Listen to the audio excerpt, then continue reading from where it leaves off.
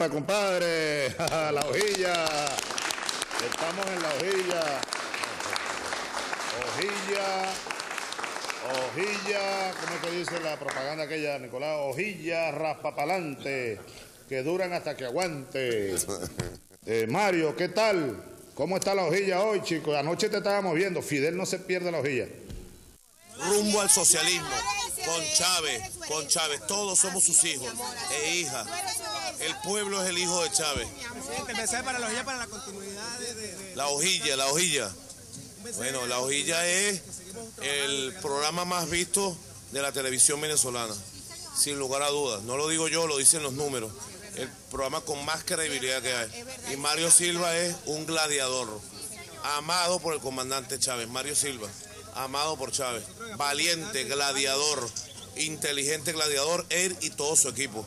Así que honor a Mario Silva y a su programa La Hojilla, que en vida del comandante Chávez en este planeta, digamos, en vida terrenal, bueno, lo defendió con todo, pues, con todo, con los codos, con las uñas, con la verdad, con todo, siempre lo defendió. Gracias, Mario Silva, gracias, hermano.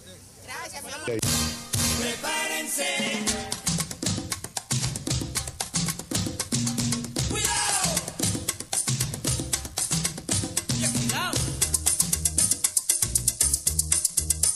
Bueno, yo además de cristiano, yo no soy solo cristiano. Yo soy un revolucionario y también soy marxista. Asumo el marxismo. Revolución es sentido del momento histórico. Es cambiar todo lo que debe ser cambiado. Es igualdad y libertad plena. No se trata de solo de hablarlo y proclamarlo, hay que construir el socialismo, nuestro socialismo en el siglo XXI, en Venezuela, en el marco de América Latina y en el marco de los acontecimientos mundiales. Quiero anunciar la creación de un poderoso movimiento infantil y juvenil de teatro César Rengifo. El Movimiento Nacional de Teatro para Niños, Niñas y Jóvenes, César Rengifo, tiene como misión fomentar la participación y formación de niños, niñas y jóvenes de nuestra patria en el ámbito de las artes escénicas, desarrollando la sensibilidad y la conciencia en el marco del espíritu, propósito y razón de la Constitución de la República Bolivariana de Venezuela y pensamiento revolucionario del artista caraqueño, militante de los derechos del pueblo y defensor del socialismo, César Rengifo. Honrando a César Rengifo. ¿Qué?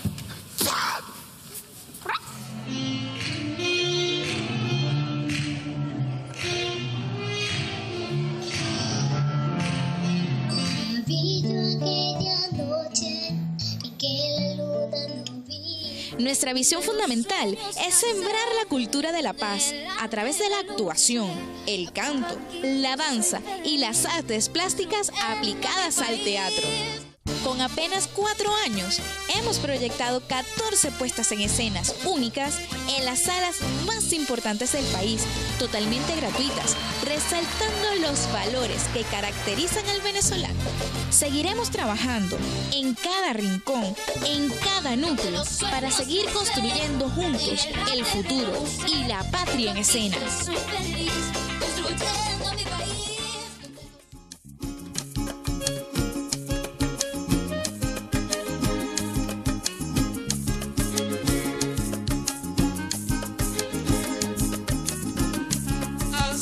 Falta muchos golpes para matar al chiripero y con uno solamente se matará. Buenas noches, ¿cómo están todos? Bienvenidos a La Hojilla. Bueno, les pasamos ese videito inicial ahí, pues el próximo sábado, 16 de septiembre, está cumpliendo años el Movimiento Nacional de Teatro para Niños y Niñas Jóvenes, César Rengifo. Un abrazo a Pedro Landeras, a Carolina Cestari. Van a haber unos actos bien bonitos en la Plaza Bolívar de Caracas a las 4 p.m. El día sábado 16 de septiembre. Cumple 4 años el Movimiento Nacional de Teatro para Niños, Niñas y Jóvenes. Qué bueno. César Rengifo. Muy bonito, muy bonito. Voy a entrarle de frente a una, porque viene llegando el presidente ya. Primero, un resumen de la gira internacional del presidente Maduro en defensa de la soberanía. Vicepresidente de la República Bolivariana de Venezuela, Nicolás Maduro, culminó una exitosa gira internacional por Argelia, Kazajistán en defensa de la soberanía, la paz, cooperación y precio del petróleo. El ministro del Poder Popular para la Comunicación y la Información, Ernesto Villegas, resumió los resultados de la jornada. El pasado sábado, el primer mandatario nacional estuvo en Argelia, donde fue recibido por el presidente de la Asamblea Nacional Popular, Said Boudaha. En este país revisaron temas de interés común para ambos pueblos. En esta nación del continente africano, Maduro consiguió pleno apoyo para ampliar acuerdos en relación a los precios del petróleo y estrechar lazos económicos. También en la primera cumbre de la Organización para la Cooperación Islámica tuvo otra parada donde participó en esta primera cumbre en Cooperación Islámica en Ciencia y Tecnología, que congregó a más de 50 países de la comunidad islámica. En esta actividad Venezuela participó como invitado especial en este nuevo encuentro que tuvo como fin vigorizar las capacidades tecnológicas de países miembros en materia de educación, ciencias básicas aplicadas y social. También en su rol como presidente del Movimiento de Países No Alineados, aseveró que esta instancia y la Organización para la Cooperación Islámica están estrechamente unidas por la lucha por la conservación del planeta, por la defensa, la promoción de resoluciones y la independencia política de los Estados Unidos, perdón, de los Estados. Es que tengo Estados Unidos, lo tengo aquí ahorita, ya vamos a hablar de qué. Han establecido un nexo profundo entre las organizaciones internacionales. Por su parte, el presidente de Kazajistán, Nursultán Nazarbayev, auguró éxito al presidente Maduro en la batalla por la soberanía de Venezuela. También tuvo la oportunidad de reunirse con jefes de Estado y delegaciones de alto nivel, a objeto de consolidar las relaciones de cooperación estratégica entre naciones. Uno de los encuentros fue con su homólogo de Irán, Hassan Rouhani, con quien trató diversos temas de interés común, como el desarrollo de proyectos energéticos, el impulso de diálogo para consolidar la paz. Con el presidente iraní, Rouhani, el jefe de Estado, coincidió en enfrentar cercos imperiales y estrechar cooperación económica bilateral. Otro encuentro que cumplió el presidente Nicolás Maduro fue con su par de Turquía, Recep Tayyip Erdogan, con quien revisó el avance de la cooperación binacional, que se centra en áreas como energía, turismo, transporte aéreo, finanzas y comercios. También tenemos por acá, Venezuela profundiza, pues tuvo de inmediato, y el presidente llegando y montándose en una reunión con el Consejo de Ministros. Venezuela profundiza relaciones con los pueblos del mundo. El presidente de la República Bolivariana de Venezuela, Nicolás Maduro, comentó que es la primera vez que un jefe de Estado visite la ciudad de Astana, en Kazajistán, y participa en una cumbre de Organización para la Cooperación Islámica. Destacó que como presidente del Movimiento de Países No Alineados cumplirá las funciones de integración del Nuevo Mundo con la doctrina de la articulación de las fuerzas políticas, materiales y espirituales de este siglo XXI que van avanzando. Asimismo, aseguró que fueron 21.834 kilómetros y 77 horas de vuelo en busca de nuevas alianzas internacionales con el mundo emergente, con el objetivo único de bien hablar de Venezuela y construir lazos de cooperación política, diplomática, económica, comercial, energética, espiritual y humana. Detalló que durante la cumbre se reunió con los representantes, ya lo dijimos, de Kazajistán, de Turquía, de Irán. El mandatario informó que el próximo 20 de septiembre se hará una reunión en Viena para consolidar acuerdos de regulación de mercado y precio del petróleo, a lo que detalló que haya el mejor clima para las mejores decisiones que están en este momento en fase de conversación. Ay, por cierto, durante la gira que estaba haciendo el presidente Nicolás Maduro, el petróleo subió 2 o 3 dólares de precio. También, presidente Nicolás Maduro, Venezuela va a vender su petróleo y sus productos en una canasta de moneda internacional. Tú tienes una explicación por ahí que ya la vamos a...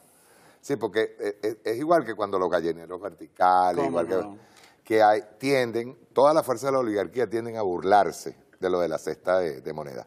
Luego te voy a hacer la pregunta. El presidente de la República Bolivariana de Venezuela, Nicolás Maduro, comentó que el sistema de divisas de tipo de cambio complementario flotante de mercado DICOM ha tomado acciones para que en los próximos días empiece a trabajar con una nueva canasta de moneda internacional. Esta información la ofreció durante el Consejo de Ministros número 289 desde el Salón Néstor Kirchner del Palacio de Miraflores, Caracas. Informó que los gobiernos de China y Rusia implementaron un nuevo sistema de venta de su petróleo, su gas y sus productos, al igual que Venezuela. Destacó que Venezuela va en la vanguardia de un mundo que va a ser más libre. El DICOM va a empezar a funcionar como una nueva canasta de moneda. No nos dejaron otra alternativa, el niño que es llorón y el imperio que los pellizca. Aseguró que no se va a arrodillar a ningún imperio bajo ninguna circunstancia. Igualmente, en la Asamblea Nacional hoy se rechaza la injerencia por parte del Parlamento Europeo contra Venezuela. Expuso Delcy Rodríguez, presidente de la Asamblea Nacional Constituyente, aseguró que la instancia rechazó las pretensiones injerencistas del Parlamento Europeo sobre Venezuela, órgano que pretende aplicar sanciones contra el país siguiendo la línea del gobierno de Estados Unidos. Yo creo que nos están haciendo el favor. Ya vamos a hablar de eso. Y una información bien importante, ONU aprueba convocatoria al diálogo entre Venezuela y la oposición, a petición de la oposición. Ojo. El presidente Nicolás Maduro ratifica una vez más, por enésima vez, la voluntad de diálogo. La saluda. Ahora voy a hablar yo, voy a tirar mi opinión. Está bien, yo también saludo la convocatoria a diálogo, que se va a hacer igualmente en República Dominicana, Zapatero y Fernández. Ahora vamos a ser claros. Esa convocatoria al diálogo pasa, primero, que llega como medio tardía. Esa aceptación al diálogo por parte de la oposición venezolana llega a 200 muertos después. Eso en primer término. Repetimos, hay una comisión de la verdad trabajando. Independientemente de que saludamos la invitación a diálogo nuevamente, también es cierto que vamos a aplicar justicia. En segundo lugar, así como ellos aceptaron las reglas del juego yendo a las elecciones regionales, también con esta convocatoria al diálogo, o no con esta convocatoria, esta invitación a que nosotros retomemos el diálogo, tienen que reconocer la Asamblea Nacional Constituyente. Eso es sine qua non.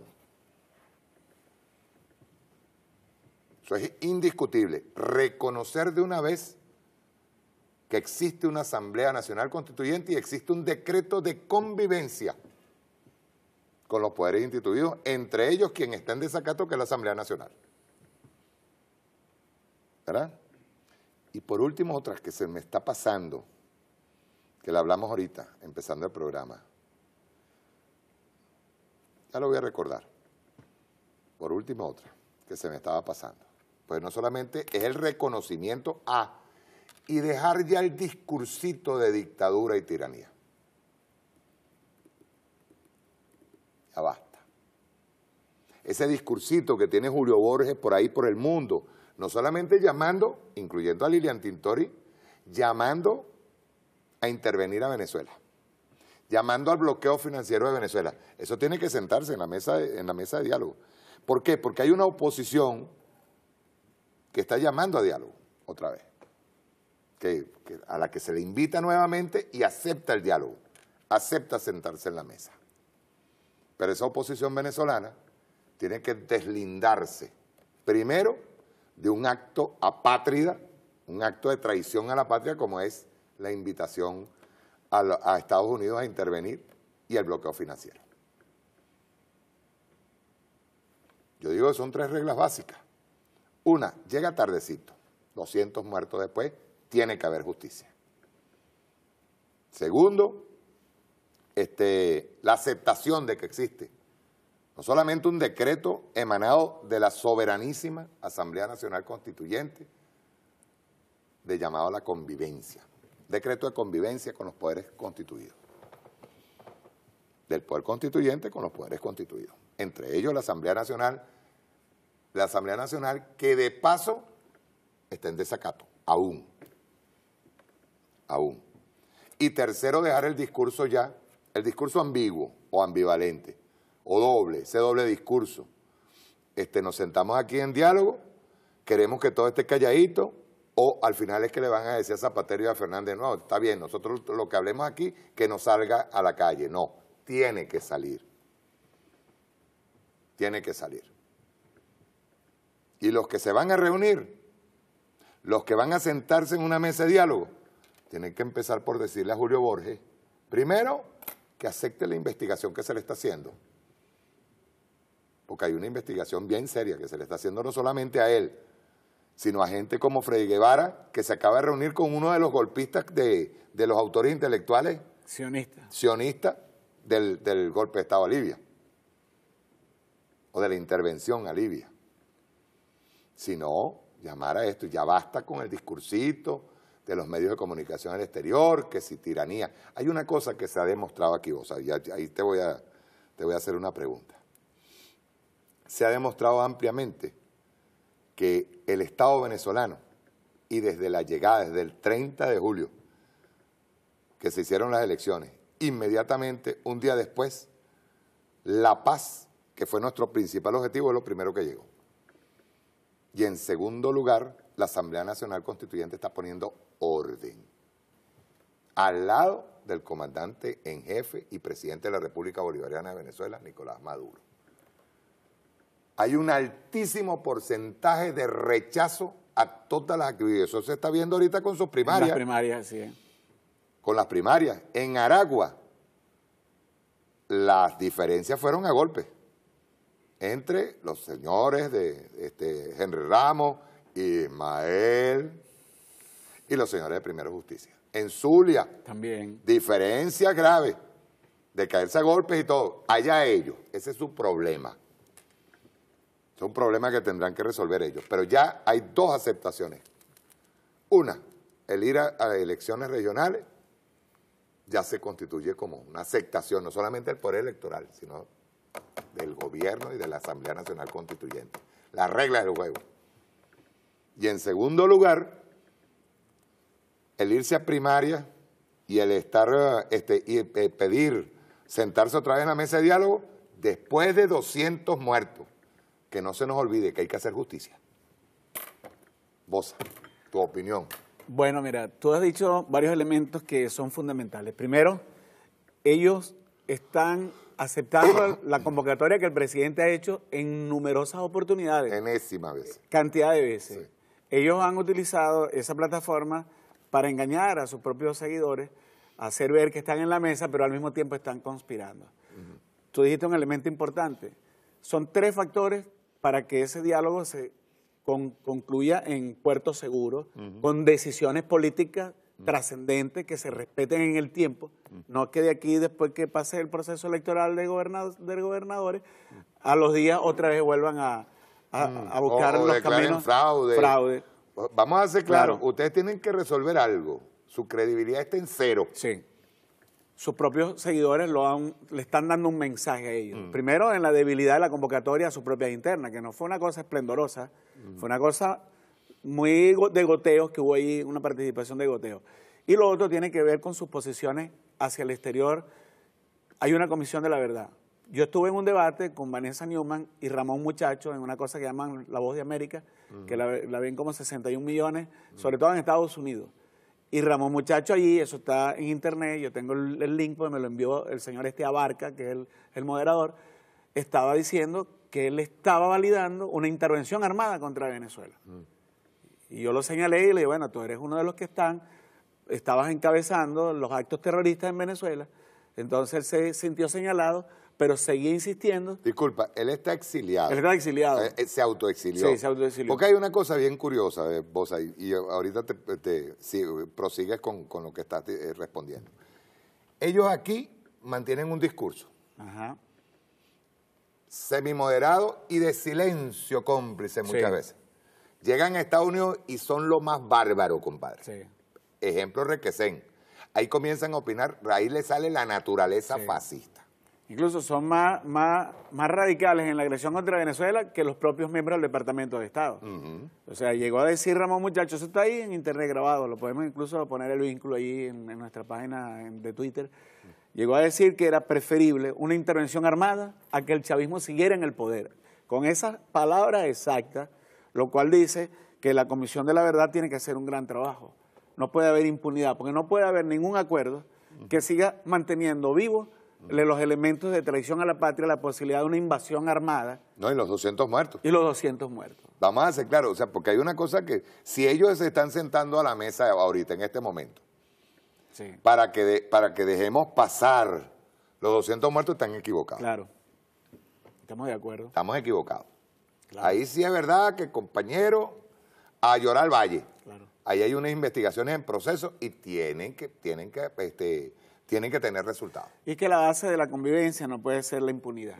La base de la convivencia tiene que ser unos cimientos fuertes, unos cimientos donde actores de la oposición que no compartieron los métodos de la violencia, pero que también no se diferenciaron abiertamente, que estaban como con la calculadora en la mano esperando a ver qué sucedía, porque pensaron que se iba a tumbar a Maduro. Se le fue enredando todo. Y exacto, lo mismo que le pasó a la fiscal. Pues la fiscal se lanzó pensando que ya esta era la fase terminal del régimen y resulta que los números se le descuadraron, que los que subestimaron al compañero Nicolás Maduro no entendieron la dimensión que el compañero tenía en esta política, que no es solo interna, que en este momento Venezuela es como la bisagra de un proceso internacional que está sucediendo, donde incluso los Estados Unidos nos están haciendo un favor, pareciera que es algo grave, pero al mismo tiempo nos están lanzando en una corriente que es la corriente que se está imponiendo en el planeta, que es distanciarse de la hegemonía de Estados Unidos, distanciarse de la hegemonía del dólar,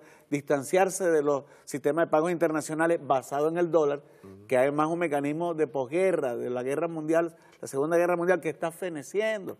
Estamos asistiendo a un funeral, el funeral del dólar, y la gente no lo está viendo así. Y los que se están burlando del presidente Nicolás, cuando está planteando la creación de una cesta que va a funcionar con el DICON, no están viendo el movimiento mundial, lo que está aconteciendo en el planeta entero. No solamente que no lo están viendo, es que a los únicos que pueden estar en este momento, incluidos un movimiento tipo racista como el Ku Klux Klan, Claro. y en el movimiento capitalista mundial, y tratando de maquillarse para ver cómo resucitan, Claro. no, ya se encontraron con lo que llamaba Chávez este mundo multipolar. Así es. Y ese correcto. mundo multipolar no está perdonando ahorita nada, No, en ni lo absoluto, maquillaje. en lo absoluto. Ni maquillaje. Vamos a verlo, por cierto, hablando de lo que hablaste de Bretton Woods. Vamos a hacer un recuento rapidito. El primer video, rueda. Why did the United States attack Libya, Iraq, Afghanistan, and Yemen? Why are U.S. operatives helping to destabilize Syria? And why is the United States government so intent on taking down Iran, in spite of the fact that Iran has not attacked any country since 1798? And what's next? What are we headed for? When you look at the current trajectory that we're on, it doesn't make any sense at all if you evaluate it based on what we're taught in school. And it doesn't make any sense if you base your worldview on the propaganda that the mainstream media tries to pass off as news. But it makes perfect sense once you know the real motives of the powers that be. In order to understand those motives, we first have to take a look at history. In 1945, the Bretton Woods Agreement established the dollar as the world reserve currency, which meant that international commodities were priced in dollars. The agreement, which gave the United States a distinct financial advantage, was made under the condition that those dollars would remain redeemable for gold at a consistent rate of $35 per ounce. The United States promised not to print very much money, but this was on the honor system, because the Federal Reserve refused to allow any audits or supervision of its printing presses. In the years leading up to 1970, expenditures in the Vietnam War made it clear to many countries that the U.S. was printing far more money than it had in gold. And in response, they began to ask for their gold back. This, of course, set off a rapid decline in the value of the dollar. The situation climaxed in 1971 when France attempted to withdraw its gold and Nixon refused. On August 15th, he made the following announcement. I have directed the Secretary of the Treasury to take the action necessary to defend the dollar against the speculators. I have directed Secretary Connally to suspend temporarily the convertibility of the dollar into gold or other reserve assets, except in amounts and conditions determined to be in the interest of monetary stability and in the best interest of the United States. This was obviously not a temporary suspension, as he claimed, but rather a permanent default. And for the rest of the world who had entrusted the United States with their gold, it was outright theft. In 1973, President Nixon asked King Faisal of Saudi Arabia to accept only U.S. dollars as payment for oil and to invest any excess profits in U.S. Treasury bonds, notes, and bills. In return, Nixon offered military protection for Saudi oil fields. The same offer was extended to each of the world's key oil-producing countries. And by 1975, every member of OPEC had agreed to only sell their oil in US dollars. The act of moving the dollar off of gold and tying it to foreign oil instantly forced every oil importing country in the world to start maintaining a constant supply of Federal Reserve paper. And in order to get that paper, they would have to send real physical goods to America. This was the birth of the petrodollar. Paper went out, everything America needed came in, and the United States got very, very rich as a result. It was the largest financial con in recorded history.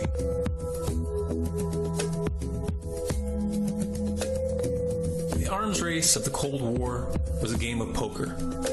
Military expenditures were the chips, and the U.S. had an endless supply of chips. With the petrodollar under its belt, it was able to raise the stakes higher and higher, outspending every other country on the planet, until eventually U.S. military expenditures surpassed that of all other nations in the world combined. The Soviet Union never had a chance. The collapse of the communist bloc in 1991 removed the last counterbalance to American military might. The United States was now an undisputed superpower with no rival. Many hoped that this would mark the beginning of a new era of peace and stability. Unfortunately, there were those in high places who had other ideas. Within that same year, the U.S. invaded Iraq in the first Gulf War.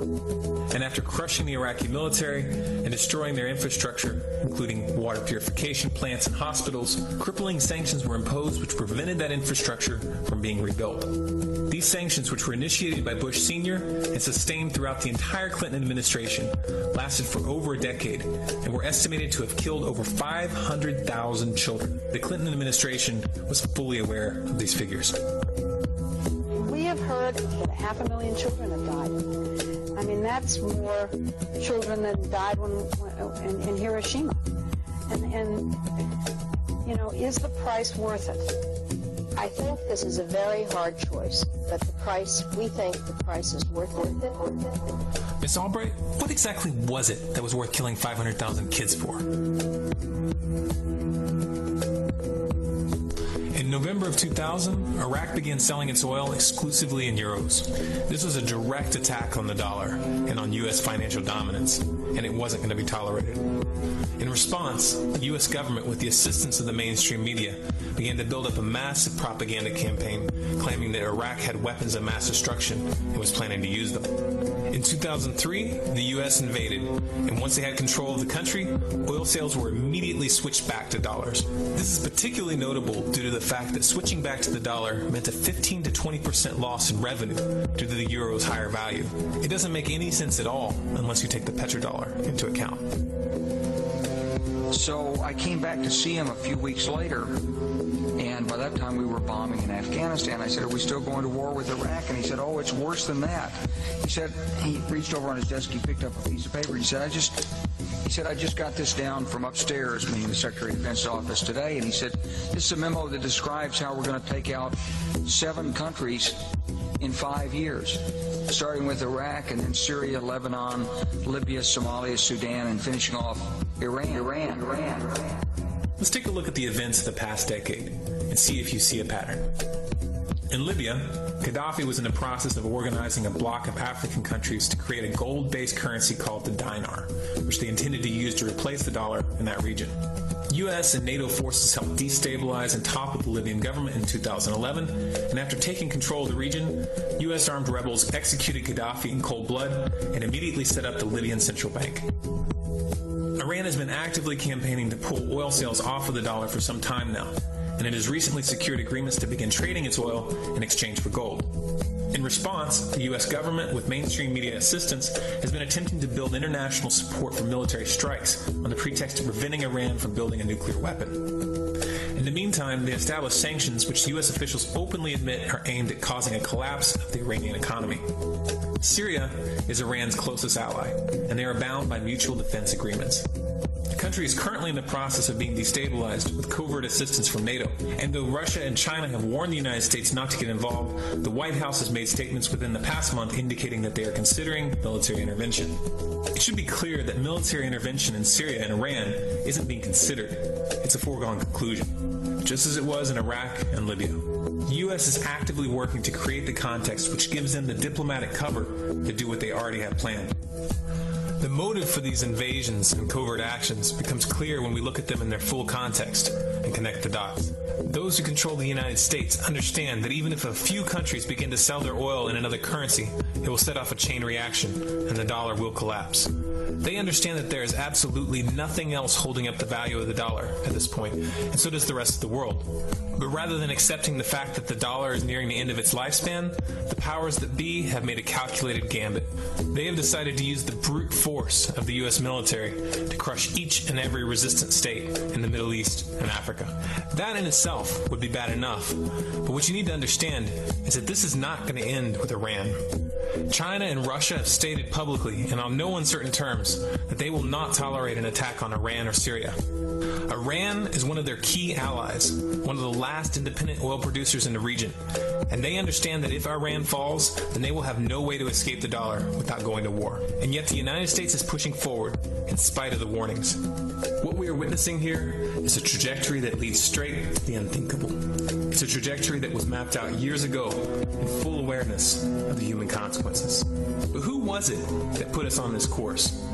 What kind of psychopath is willing to intentionally set off a global conflict that will lead to millions of deaths just to protect the value of a paper currency? It obviously isn't the president. The decision to invade Libya, Syria, and Iran was made long before Obama had risen to the national spotlight. And yet, he's carrying out his duty just like the puppets that preceded him. So who is it that pulls the strings?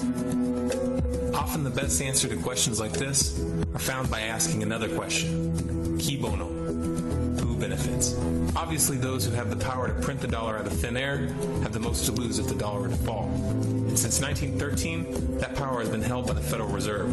The Federal Reserve is a private entity owned by a conglomerate of the most powerful banks in the world. And the men who control those banks are the ones who pull the strings. To them, this is just a game. Your life and the lives of those you love are just pawns on their chessboard. And like a spoiled 4-year-old who tips the board onto the floor when they start to lose, the powers that be are willing to start World War III to keep control of the global financial system. Remember that when these wars extend and accelerate. Remember that when your son or your neighbor's son comes back home in a flag-draped coffin. Remember that when they point the finger at the new boogeyman, because the madmen who are running this show will take this as far as you allow them to. Clarito, sí. Pero hay una cosa, al final, este es un análisis de, yo le agregué algo allí, ¿no? Pero este es un análisis de 2012, más o menos, 2013, ¿verdad? El tema es que no hay viabilidad para una tercera guerra mundial. Ajá. ¿Ves? Ok, te doy la opinión. Fíjate. No te metas con esto todavía. No, todavía no. Esto todavía porque viene otro video. Claro, claro. Fíjate, qué interesante, ¿no? Porque hoy en día están pasando cosas que están precipitando una nueva arquitectura mundial en términos de las finanzas. Porque ¿qué es lo que duele cuando un país deja de vender petróleo en dólares? En el caso de Irak, que decidió venderlo en euros. Que el papel que se imprime en los Estados Unidos desde 1944 con el Bretton Woods, dijeron que su moneda iba a estar respaldada.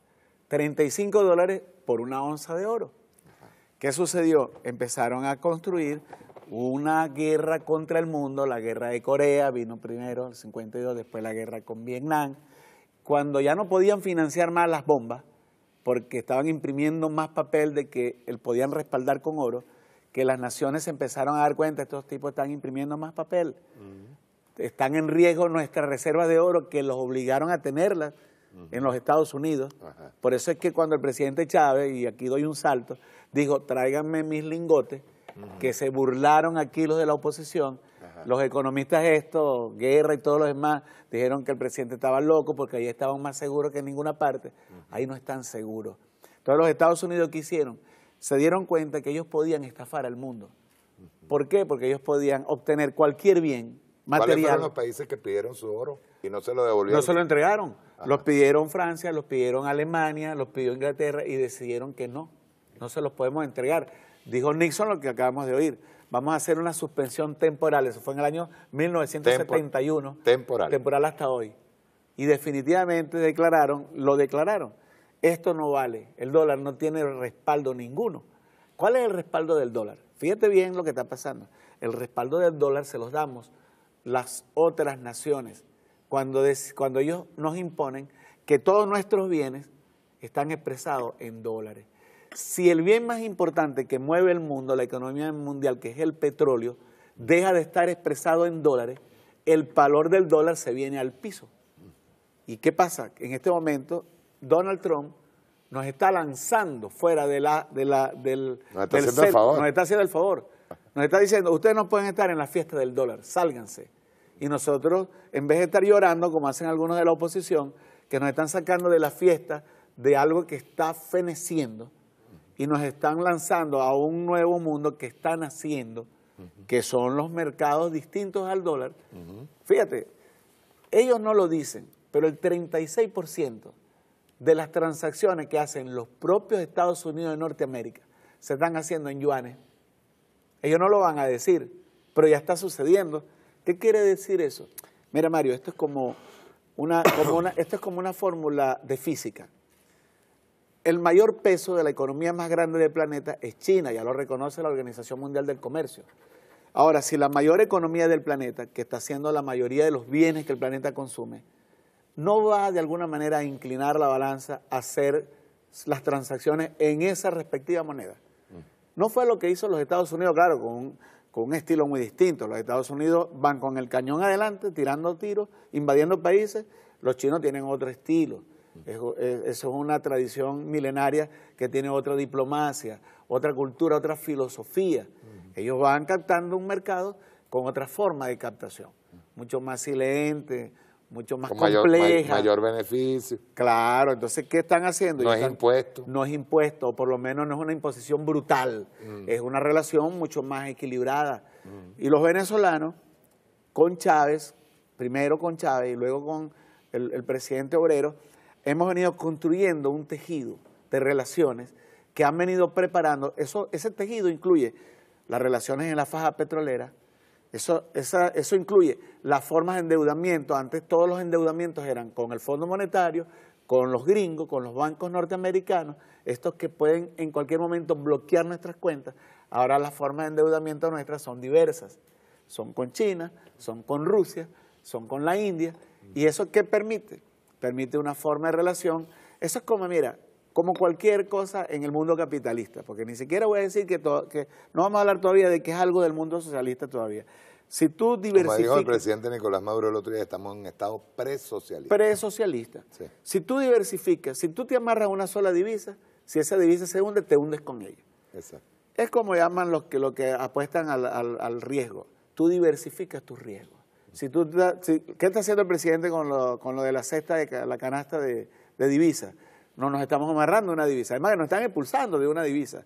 Nosotros ahora vamos a amarrarnos a otras divisas. Tú diversificas el riesgo, multiplicas tu capacidad, la multipolaridad, expresada en términos económicos y políticos. Tú estás ahora dándole la posibilidad a nuestro país de construir una relación mucho más diversa, mucho más apuntando al futuro, porque el futuro está yéndose hacia allá. Mucho más equitativa. Mucho más equitativa. Sí. Así es. Mucho más equitativa. Voy a pasarte el segundo video.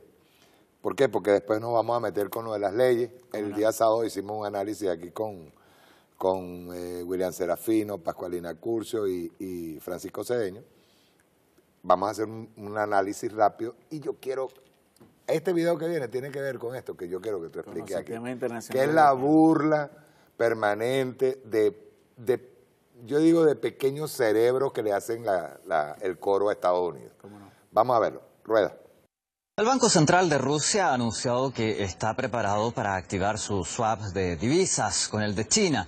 Significa en la práctica que Rusia pueda pagar los bienes que compra China en yuanes y China hará lo propio en rublos. Evitan de esta manera gastarse sus reservas de dólares, fomentan el uso de sus monedas nacionales, una tendencia que viene repitiéndose, la del abandono del patrón del dólar cada vez.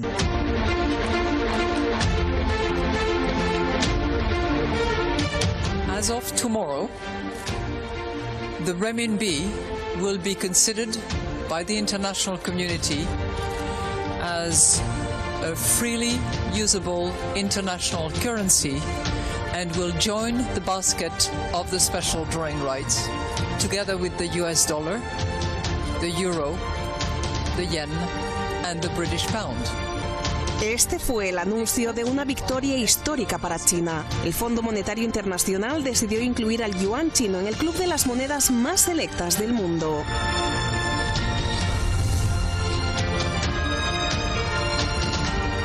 Las 4 monedas más importantes son el dólar de Estados Unidos, el euro, el yen de Japón y la libra del Reino Unido. Hoy están recibiendo al yuan.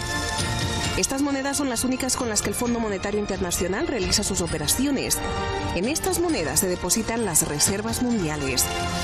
Así, el yuan ahora podrá servir para rescatar países, dar préstamos internacionales y financiar bancos del mundo. El yuan comenzará a ganar influencia incluso en el mundo de la bolsa.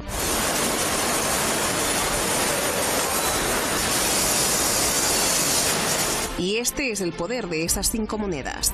El dólar de Estados Unidos tiene el mayor peso, con el 41% de la cartera.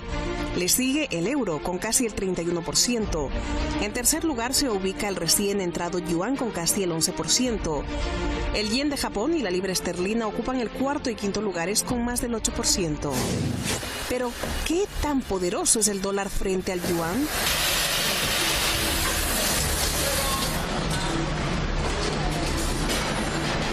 Ya desde 2014 la revista Forbes hacía la predicción. 1. Que las empresas cada vez negociarán directo con los chinos en su moneda china, debido a la rapidez y ganancias que da. 2.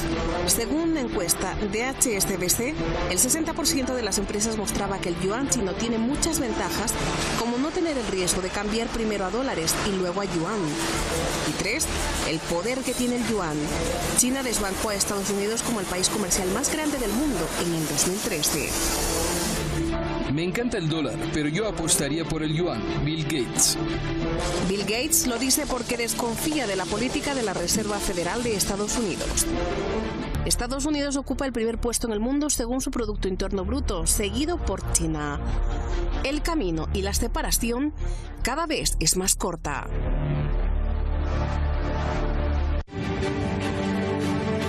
Una nueva amenaza para el dólar. Los 2 gigantes euroasiáticos, China y Rusia.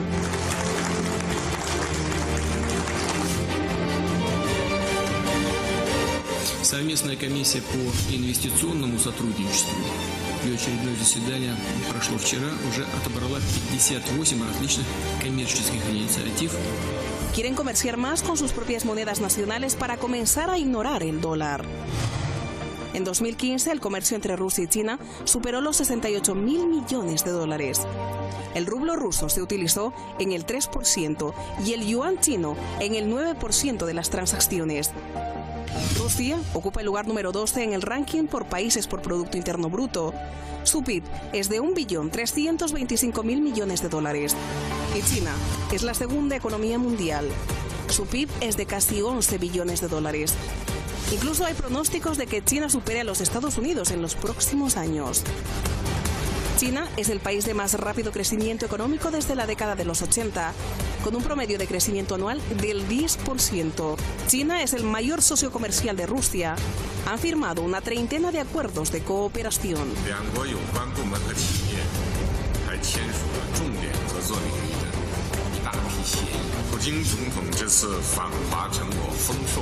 Well, let's get right to it. You believe our country is on the cusp of a massive financial crisis. Just how bad are you predicting the crisis will be?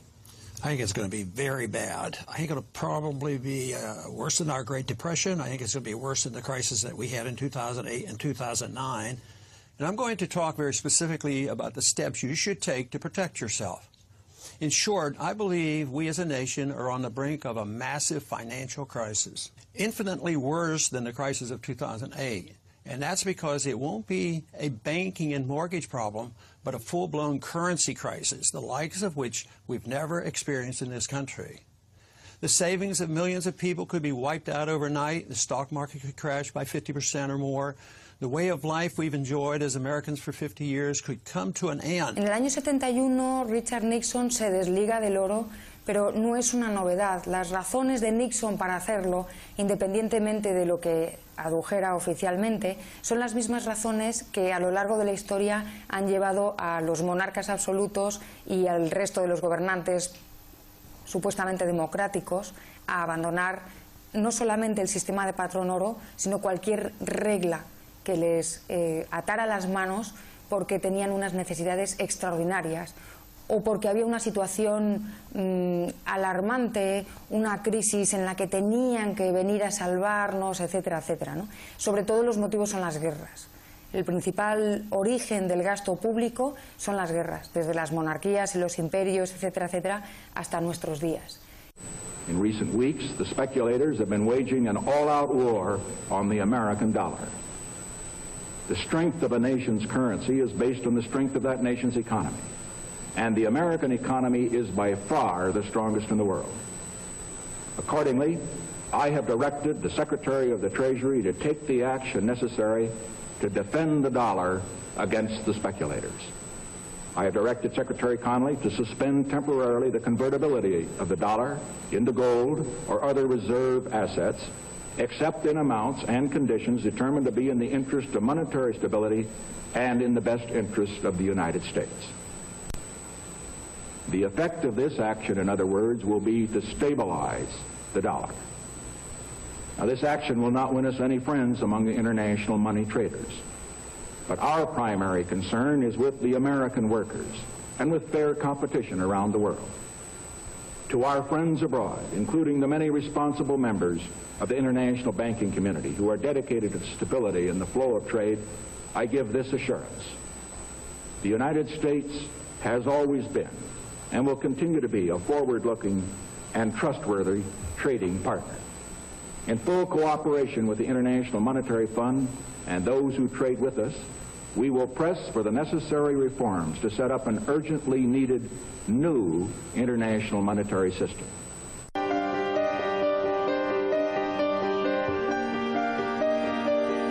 Venezuela atraviesa una profunda crisis económica. La caída de los precios del petróleo y una guerra económica minuciosamente planificada y aplicada contra el pueblo han golpeado el poder adquisitivo de la gente. Sin embargo, el gobierno democráticamente electo de Nicolás Maduro, en plena crisis, ha construido más de 1 millón de viviendas para los pobres.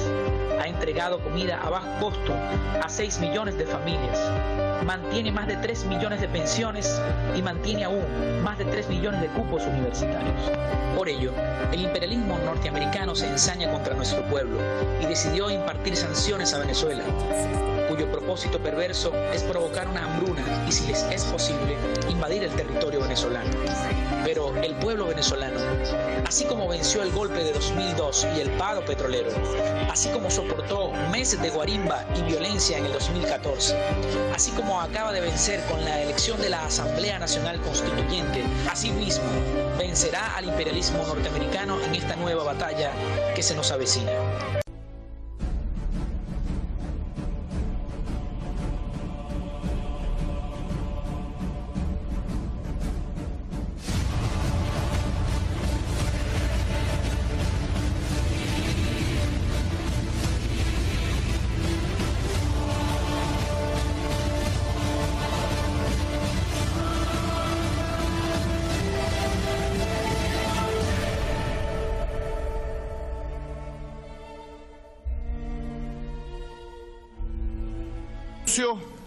Que Venezuela va a implementar un nuevo sistema de pago internacional y va a crear una canasta de monedas para liberarnos del dólar y con las monedas de libre convertimiento, el yuan, el euro, los yenes, las rupias y las monedas internacionales, liberar las amarras del dólar como moneda opresora de nuestro país. En medio del ciclo más largo en 45 años, en el que los precios petroleros caen de manera brusca y resistiendo ataques injerencistas por parte del imperio norteamericano, Venezuela se levanta de la mano de su presidente Nicolás Maduro, quien decidido anunció una gira relámpago por los países que conforman la Organización de Países Exportadores de Petróleo con el fin de establecer los precios del crudo. Nuevos proyectos de alianzas energéticas con Argelia, compromisos con inversionistas argelinos para seguir articulando la agenda económica bolivariana, una comisión mixta Venezuela-Turquía y una destacada participación en la primera cumbre de la Organización para la Cooperación Islámica en Ciencia y Tecnología, así como en la clausura de la Expo Astana 2017, logra alcanzar objetivos como fortalecer el movimiento de países no alineados, diversificar las relaciones económicas y comerciales con los países árabes y musulmanes y consolidar las relaciones con los países no OPEP. Es así como nuestro presidente consolidó resultados positivos para el desarrollo por la paz y prosperidad económica, destacando el fortalecimiento del mapa de un nuevo mundo que impulsa la diplomacia bolivariana de paz. Fíjate, ve, ahí van a surgir varias preguntas que ahora sí quiero que expliques clarito lo de la canasta y la burlita que tienen los de la oposición. ¿Cómo no? El terrorista José Guerra es uno. Sí. ¿Verdad? Claro. Y segundo, ¿verdad que lo que está en discusión es el modelo? Es el modelo. Y tanto que ellos han atacado al modelo socialista, y el modelo socialista lo que ha sido, lo he dicho más de una vez, es el que ha sido asediado toda la vida. Claro. ¿Verdad? Fíjate, hay varios elementos ahí importantes. Siempre al fin y al cabo, cuando tú comparas modelos, al fin y al cabo en algún momento tú tienes que establecer resultados. Es decir, pudiéramos dar un debate teórico sobre la lógica interna de cada modelo, que seguro el capitalista va a salir muy mal parado, no dicho por nosotros, los que estamos a la izquierda del espectro político, dicho por los principales teóricos de la economía política capitalista, entre ellos Piketty, Paul Krugman, Stiglitz, que dicen que el capitalismo está ya en una fase donde se volvió improductivo, el capital financiero está ahogando la economía real, todas estas maniobras, pero vamos a ponerlo en términos más sencillos, para que la gente entienda. ¿Qué es lo que le da confianza a una economía? Cuando Nixon hablaba de eso, todavía la economía estadounidense era la economía más poderosa del planeta. Los chinos estaban haciendo carritos de lata, ¿te acuerdas de aquellos carritos de lata? Que los agarraban y los troquelaban y del lado adentro tenían la marca de algún jugo, alguna cosa, pero esos son tiempos pasados. ¿Qué es lo que hay hoy en día realmente? ¿Por qué el dólar no tiene poder real? Se sigue sosteniendo sobre la base de los cañones. Te lo voy a decir facilito. Los Estados Unidos son una economía profundamente endeudada. Es como si tú vas a visitar a un amigo que no tiene capacidad de pago, que lo que gana es muy inferior a lo que debe. Ahorita cada estadounidense y tiene un ingreso anual como de $50,000, pero debe $60,000. Tendría que dejar de comer todo el año, tendría que dejar de gastar en cualquier cosa, no pagaría servicios, no haría nada. Y todavía le faltarían $10,000 para pagar la deuda. Que se van multiplicando todos los años. Que se va multiplicando todos los años. Y si suben el techo, peor todavía. Es impagable, no solamente por lo que significa per cápita, sino por lo que significa en volumen. La economía estadounidense todavía es voluminosa y resulta que la deuda es más grande que la economía. ¿Qué significa eso en términos reales? Que ese dólar cada día se está soportando más en los bienes que producen otros.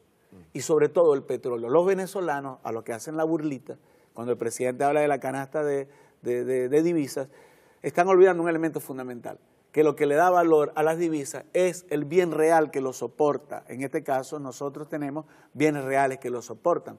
Y fíjate, qué curioso, cuando el Fondo Monetario Internacional acepta el yuan como moneda de reserva, ya hay 70 bancos centrales en el planeta que la tienen como reserva, incluyendo los países del primer mundo, que el propio presidente del Banco Central chino lo dijo, no quiso decir cuáles eran esos países.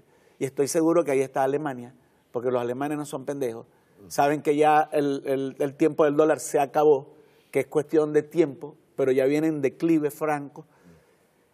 Francia, Inglaterra, ya tienen al yuan como moneda. Los mismos gringos, el 30%, 36% de su economía está transándose en yuanes. Entonces, cuando el presidente dice, vamos a hacer una cesta de divisas, primero que ya esa experiencia ha existido.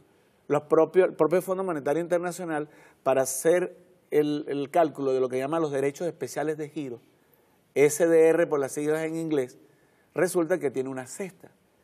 Y entonces los derechos especiales de giro son una unidad de cuenta. Yo puedo decir, yo tengo 30 derechos especiales de giro, pero cuando digo 30, adentro la composición interna son libras esterlinas, dólares, el yen japonés, el yuan chino, que está de tercero, como lo vimos en el y la libra esterlina. Y la libra esterlina.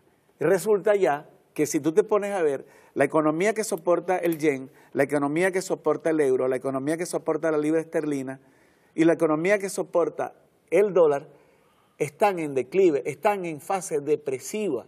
La única economía que crece a un ritmo asombroso del 10% del PIB anual es la economía china. ¿Qué te dice eso? Que de esa cartera, de esa canasta de divisas, la única que está en crecimiento real es la divisa china. ¿Por qué? Porque hay productos verdaderos que están expandiéndose su producción y que le dan soporte a esa moneda. Pero además los chinos han dicho que están dispuestos a soportarlos en dólar. Solo que el Fondo Monetario prohíbe también que se soporten en dólar porque la economía gringa puso esa cláusula porque era su forma de estafar al planeta. Pero los chinos en cualquier momento en que la economía china, en términos también financieros, pase al primer lugar, que dejen de comerciarse en el sistema de pagos SWIFT, que es el gringo, el que impuso a Estados Unidos, y se establezca el otro, que es el chino, que es el CIPS, que es el China International Payment System. Cuando ese sistema chino y el sistema ruso, que también tiene su propio sistema, que ya están operando en el planeta, que ya entre ellos, como vimos en el documental, se están entendiendo en sus propias monedas, pase ya a un primer lugar, el dólar es historia pasada, lo dijo el entrevistado allí. ¿Eso qué va a significar? Eso va a significar que los Estados Unidos van a dejar de estafar el planeta.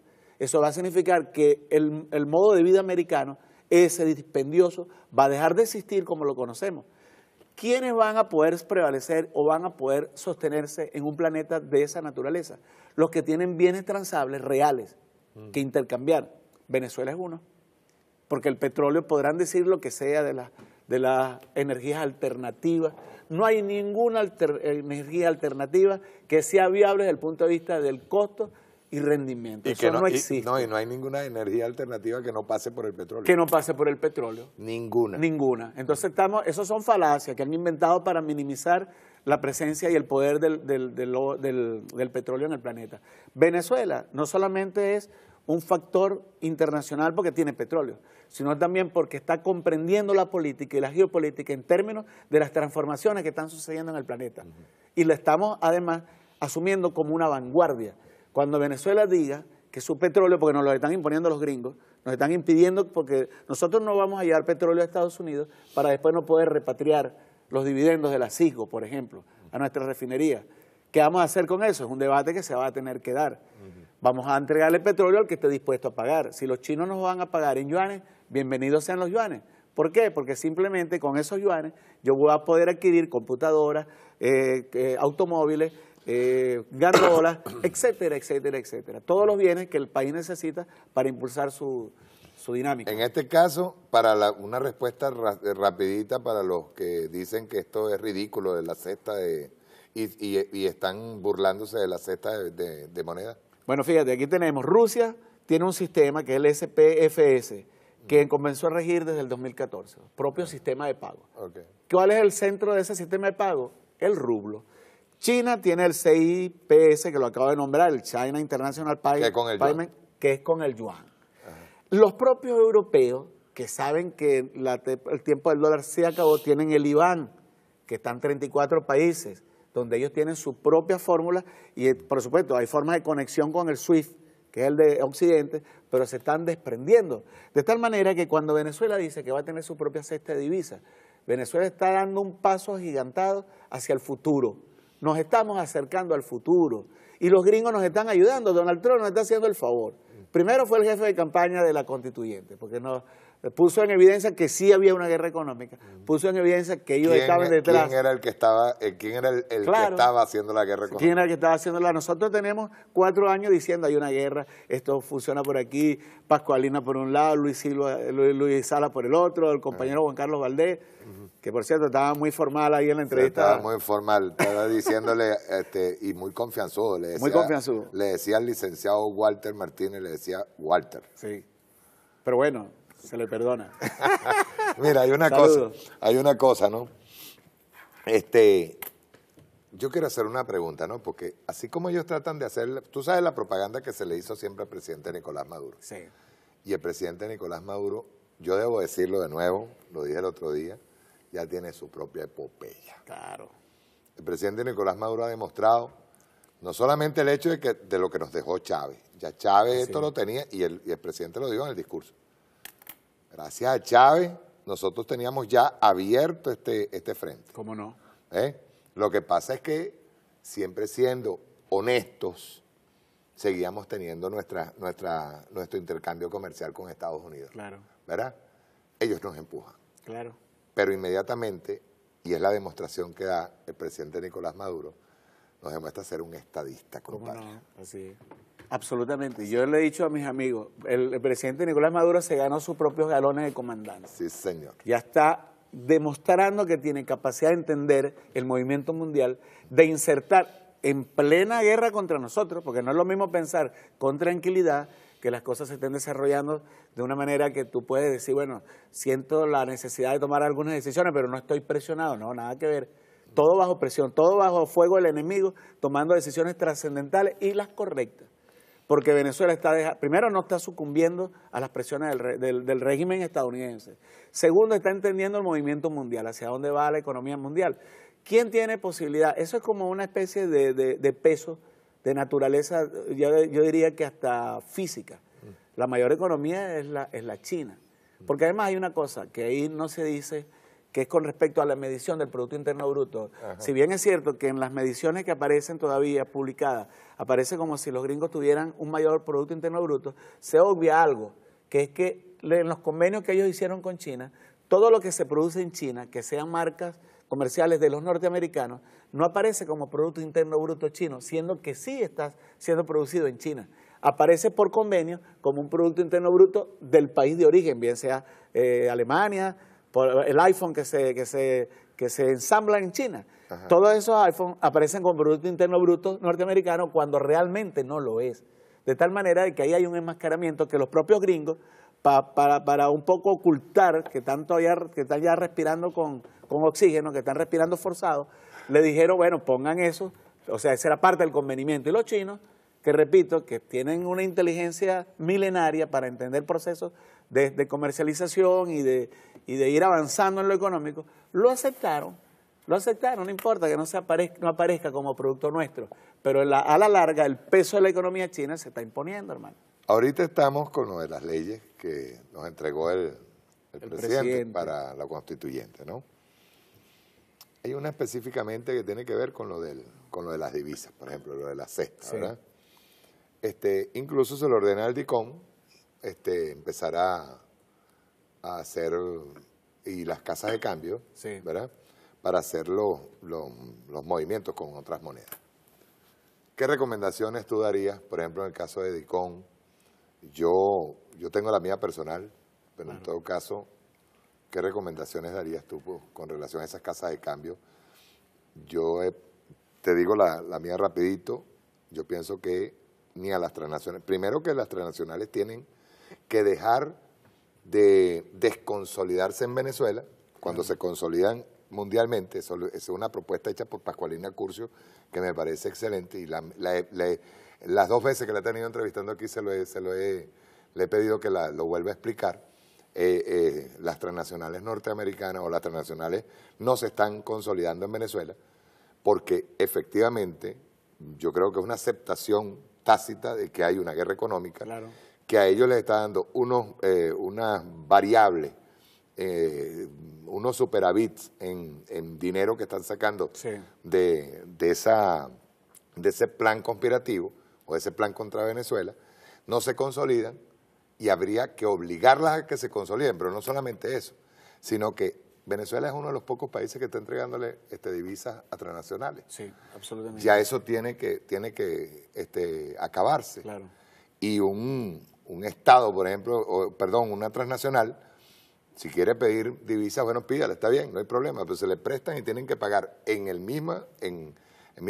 misma divisa, claro. Y con un porcentaje sí. De interés. Fíjate, tú has dicho algo muy, muy preciso. Cuando nosotros hablamos del $2 Today, por ejemplo, que decíamos que era como pelear con una sombra, porque realmente el $2 Today no es una cuestión aprensible, es un arma de guerra que se ha utilizado para distorsionar la economía. La manera de atacarlo no es tirarle golpes a una sombra, es tomar el hecho económico que produce la distorsión.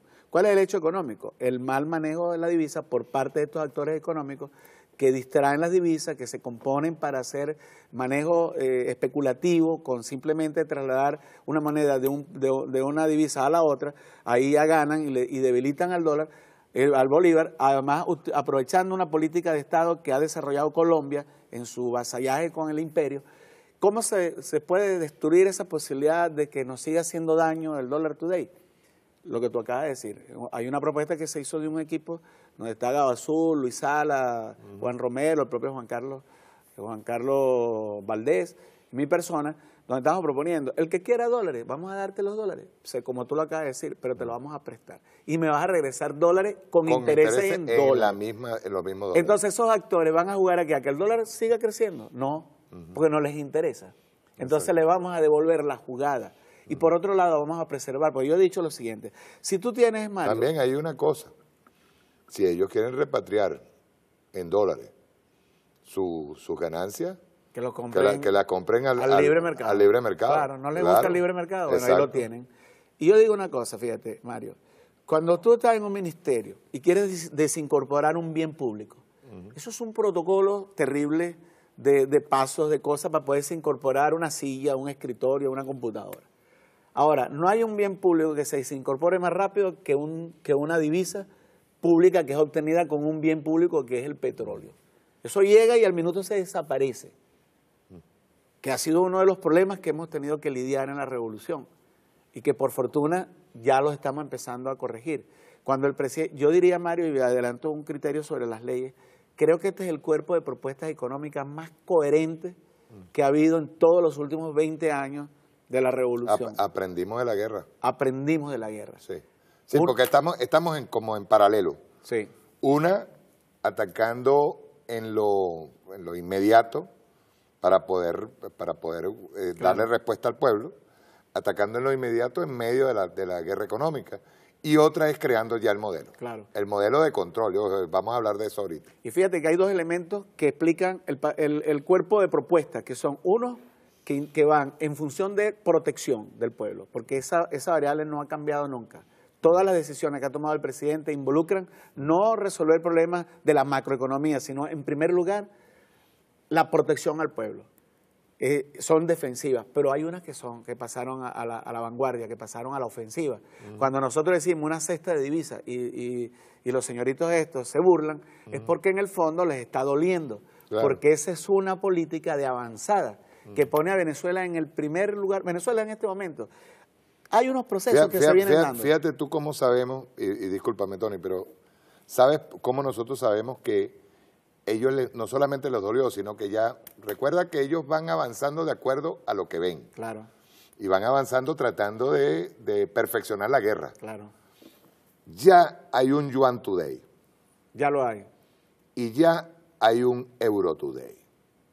Claro. Para que tú veas. Claro. Por eso es que te digo que una forma de nosotros frenar lo que sea un Yuan Today, un Euro Today o un Dólar Today, es simplemente a todos aquellos que vengan a invertir a Venezuela y traigan sus dólares para poder repatriar, si no combaten con precios normales, con precios de, por ejemplo, en el caso del DICOM, si no te combaten con esos tipos de precios, a la misma Dólar Today, a la misma Yuan Today o Euro Today, hay que inmediatamente decirle clarito, compadre, compre sus divisas en el mercado. En el mercado libre. En el mercado libre. Claro.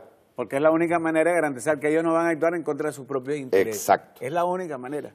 Ahora fíjate, cuando Venezuela toma las decisiones que está tomando por la situación que el presidente comprende, ahí están pasando dos cosas fundamentales. Una es la de protección interna hacia los trabajadores, hacia los pensionados, hacia el pueblo venezolano. Que es la preservación del ingreso. La preservación del ingreso, de la capacidad de compra. Y además con lo que significa las redes de distribución de los CLAT, todo eso que son variables importantísimas y acertadas.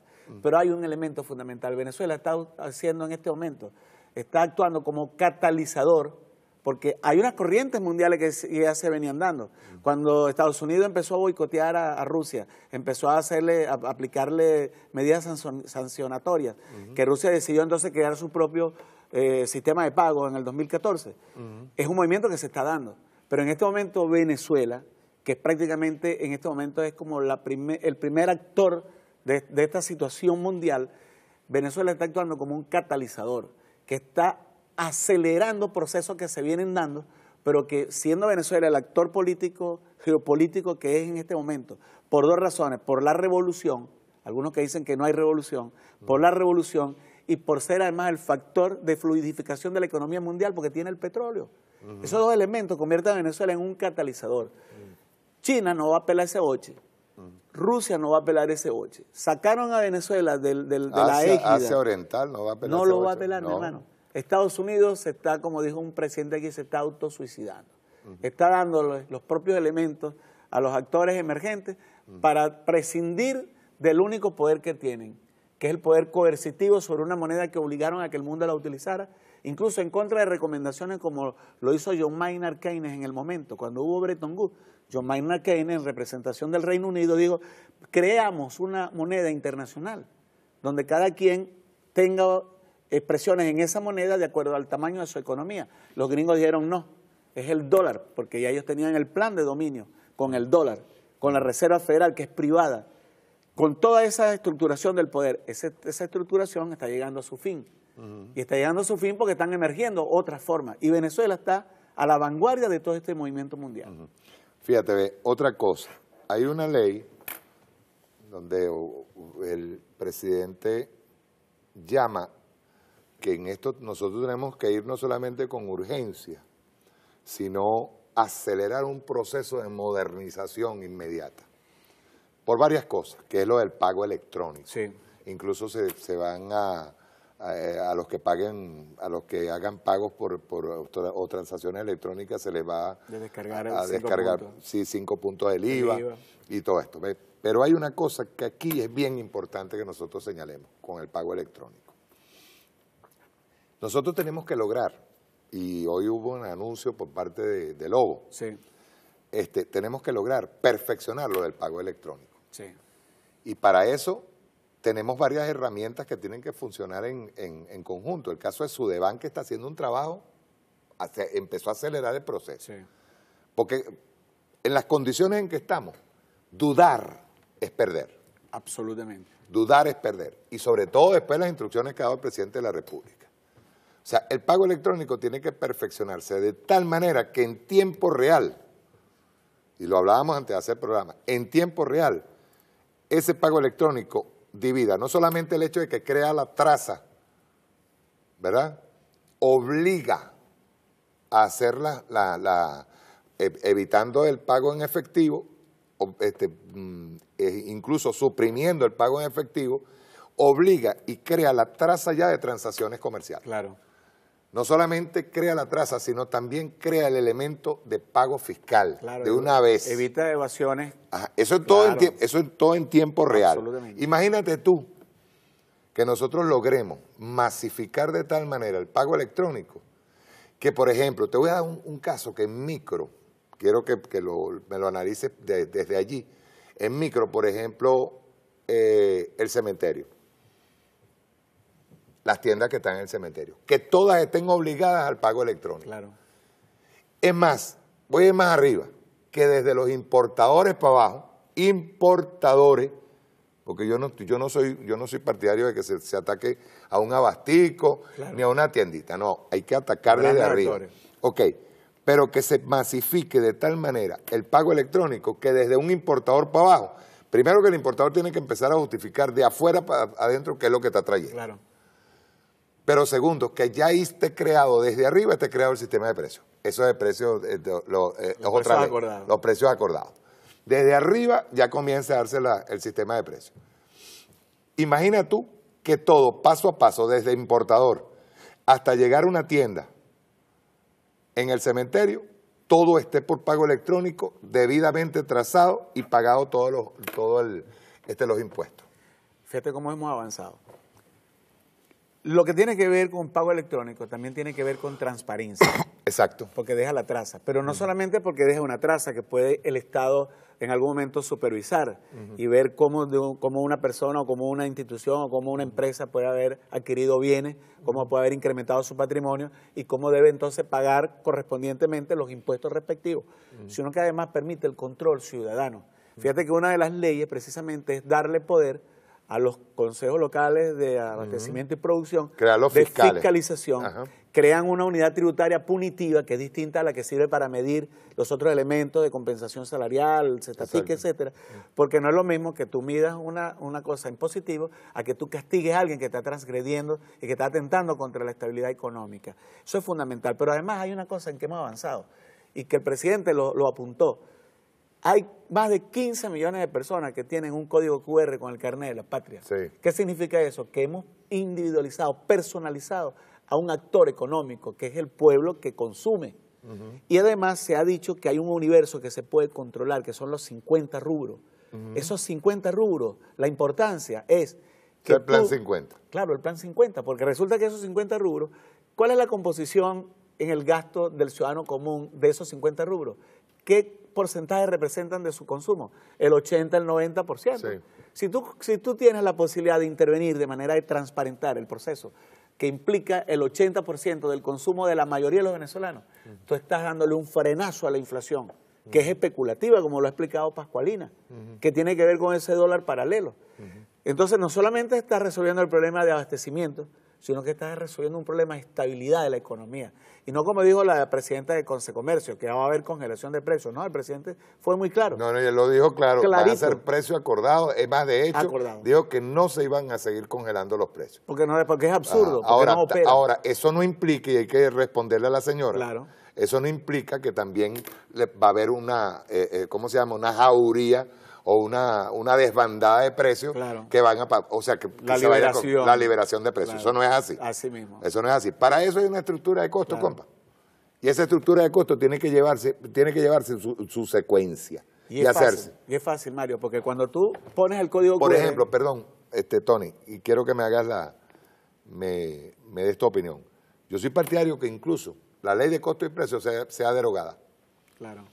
Para estudiarla nuevamente. Sí. Porque lo del 30% lo que hizo fue ocasionar un índice de especulación terrible. Eso en ningún país se gana el 30%. En ningún país. En Estados Unidos el promedio es 12%, en Europa es 7%. Eso es igualito, que hay que hacerse una revisión completa, Tony, de todas las leyes de los productores agrícolas. Claro, estoy de acuerdo. Porque hay leyes que son del año 71, de los tiempos de Pérez Jiménez y todo, que son de las que se agarran las torrefactoras, las plantas y todo esto, las fábricas, para esquilmar al Código de Comercio. Al productor agrícola. El Código de Comercio creo que es de los años 40, es una cosa vetusta. A mí me dijeron incluso que el Código de Comercio ya debería simplemente no existir. Claro.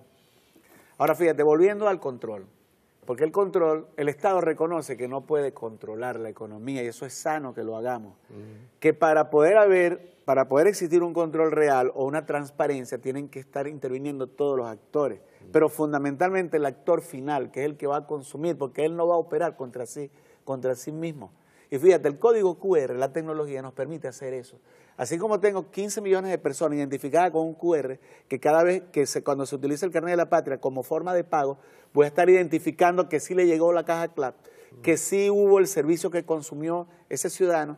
Mario, también puedo identificar otros actores con el código QR. Yo puedo llegar a un establecimiento y con mi teléfono Victoria escaneo el código QR del establecimiento que yo puedo saber cuáles de los productos del Plan 50 ese establecimiento tiene en venta, cuál es el inventario que tiene, porque eso son cosas que se pueden hacer, cuáles son los productos que recibieron dólares subsidiarios en algún momento y que todavía hay inventarios vigentes. Simplemente yo llego a un establecimiento como actor económico, consumidor, y puedo decir, este señor recibió esto, tiene esto, yo puedo saber toda la información. Exacto. Porque esa información en tiempos de guerra es una información que debemos transparentar. Y es parte vital para que el cuerpo de propuestas legislativas que hizo el presidente puedan funcionar. Yo le he explicado hoy a algunos compañeros que me entrevistaban en la radio que no es lo mismo las políticas anteriores del sistema de precios que el actual. El actual tiene un salto cualitativo enorme, ¿Por qué? Porque estamos acordando, el productor o el importador no va a poder decir que está vendiendo a pérdida, no va a poder tener esa excusa, porque todos los procesos de transparentar su estructura de costos van a existir, lo va a tener incluso el Consejo Local de Abastecimiento y Producción. Y el Estado no tiene que controlar los 3.000 millones de productos que hay en la economía. Va a establecer un mecanismo de control, de autocontrol, donde van a estar involucrados todos los actores, por eso es acordado, de apenas 50 productos, pero que representan una tasa importante en la estructura de la alimentación, la salud, el alimento, etcétera. Lo hicieron los argentinos, hay que decir que no somos originales en eso. Lo hicieron los argentinos con una política que se llama precios cuidados, que incluso crearon hasta una aplicación que se podía descargar de internet y cualquier ciudadano podía saber. Hoy Lobo estaba hablando de una aplicación también. Excelente. ¿Cuál era la explicación que daba Lobo? Bueno, que podría el ciudadano común y corriente saber en qué establecimientos están los productos, cuáles son los precios vigentes de esos productos, porque los precios se pueden revisar cada 3 meses, cada 4 meses, y puede haber una tasa de adecuación pequeña de 2-3%, que es aceptable. Cualquier economía con un 2-3% de adecuación económica no va a sucumbir, al contrario.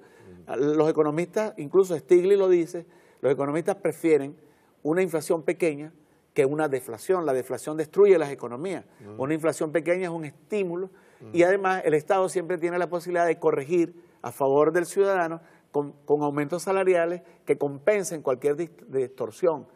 Y lo ha dicho el presidente, nosotros vamos a seguir protegiendo el salario, vamos a seguir protegiendo el empleo, vamos a seguir protegiendo a la población con mecanismos de distribución que resulten equitativos, de tal manera que estamos hablando de un cuerpo de propuestas que primero son de vanguardia, segundo, son el reconocimiento de una situación de guerra que hay que atacarla con políticas también que impliquen reconocer la guerra en la que tenemos. Y te digo una cosa, en el plano internacional, quizás hoy algunos lo nieguen, pero Venezuela pasó a la vanguardia del proceso mundial.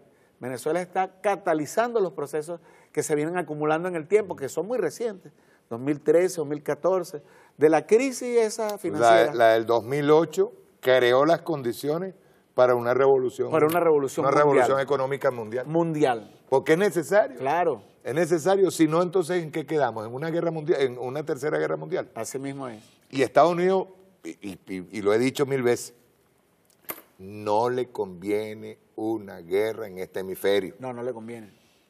No le conviene, con todas y las ganas que tenga. Así es.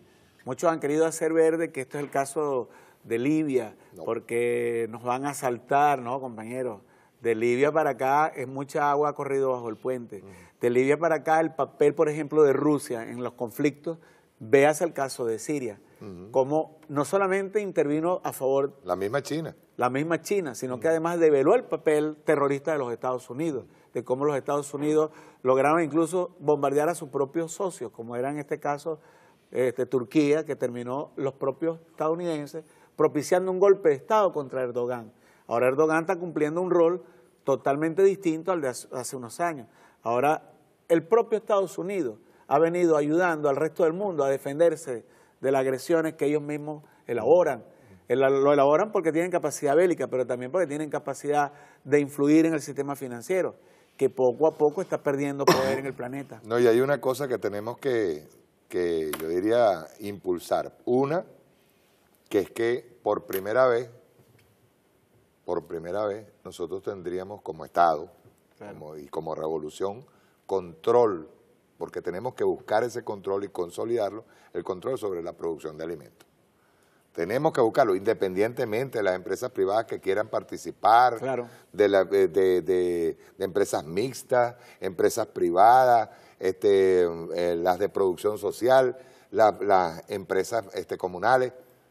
Independientemente de eso, nosotros tenemos que ir al control, porque ninguna empresa, ninguna transnacional puede otra vez tener el control para una guerra económica, tener el control de la producción, de la importación y de la distribución de la comercialización. Claro, esto tiene que servir como una escuela. Venezuela de aquí en adelante no puede ser lo mismo.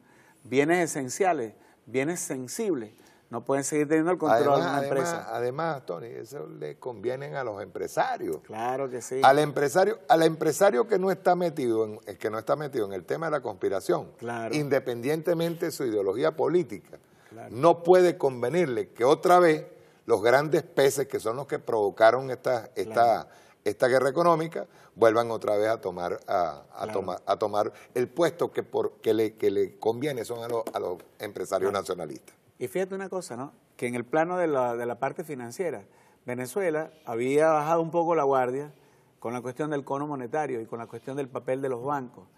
Hoy en día, Venezuela, al mismo tiempo está el gobierno venezolano con el pueblo organizado, la revolución, está interviniendo en los procesos de distribución de bienes, pero también está interviniendo aquello que es más complejo, que es el sistema financiero. Fíjate cómo ahora el papel de Sudebank en estos últimos días ha hecho un cambio trascendental. En este momento... No, tiene que apurar. Tiene que apurarlo. Claro. Tiene que apurarlo por el lado de lo que tiene que ver con la parte punitiva, de poner en orden la situación económica, pero también por el lado de la instrumentación de nuevos medios de pago electrónicos. Ya el ministro Lobo habló de instrumentar el sistema de pago hay una cosa, por Tony, mensaje de texto. El sector bancario, yo no me canso de repetirlo, no puede decir que no tiene dinero para invertir en el pago electrónico. No, absolutamente. En puntos de venta y todo esto. Tiene el 387% de crecimiento. De crecimiento, hermano. Tiene las ganancias más exorbitantes de todos los demás actores económicos. La prueba es que han comprado edificios... Ahorita cobran hasta por cada transacción electrónica. Electrónica, claro. Hasta por eso cobran. Eso sin decir la parte... Ya no es ni siquiera un papelito. Eso sin decir la parte de las trampas que arman, con los puntos de venta, con las confabulaciones que hacen para convertir carteras agrícolas en tráfico de la bicicleta financiera, cómo se ponen de acuerdo con algunos actores del campo, no para invertir en producir una papa o un maíz, para agarrar la plata, sino para agarrar la plata, convertirlas en dólares y después reciclarlo, porque ellos tienen además la forma de hacerlo. Nos vamos a ir a un corte y al regreso hacemos unas reflexiones finales. ¿Cómo no?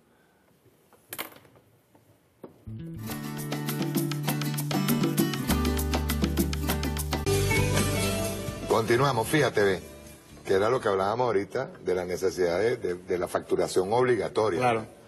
Dice, la facturación obligatoria. Los pequeños comerciantes están obligados a caer en un sistema de subfacturación. Tú sabes, esa factura que no tienen ni número, ¿no? De la que se compran por...